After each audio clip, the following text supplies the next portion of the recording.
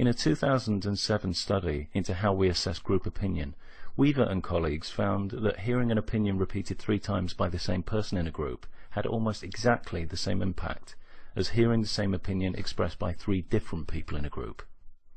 Weaver argues that we assess an opinion's popularity by how familiar it is to us, how many times we've heard it. And unfortunately, our brains don't always distinguish between an opinion expressed by many individuals and an opinion merely repeated by the same few. We can be self-defeating in our conformity. Say we have a group of people holding opinion X. Unbeknownst to the group, half of them secretly disagree, but due to the social penalties they've seen dished out to a few individuals who have disagreed, they keep quiet. By conforming, we add to the statistics of groups we don't actually belong to, and perpetuate the idea of majorities who may not actually exist. Imagine if none of us conformed in that way, how that would change the social landscape. The more aware we are of our vulnerabilities to conform on any level, the better we're able to defend against it. It's easier to be skeptical towards groups we don't belong to, or that we've broken away from. But conformity really kicks in the groups we identify with.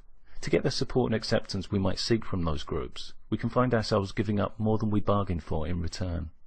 Being part of a group doesn't mean agreeing with every part of that group. We should always feel able to voice legitimate criticisms with any group, whether that's family, friends, social interest groups, whoever.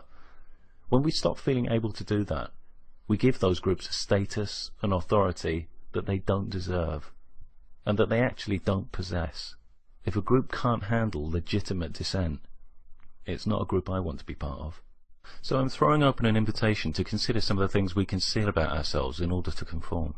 Preferences, activities, beliefs, physical characteristics that violate no one, but for some reason we submit to a perceived consensus that they're unacceptable. What kinds of fears lie behind our conformity on these things? Are these judgments rational? You don't like to dance? Don't dance.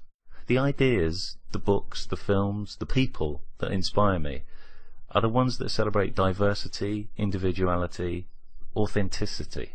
I've certainly never been inspired by anyone who's encouraged conformity to the group, anyone who's tried to encourage fear, or tried to shrink my comfort zone. People who come out with this kind of fallacious bullshit. Have you?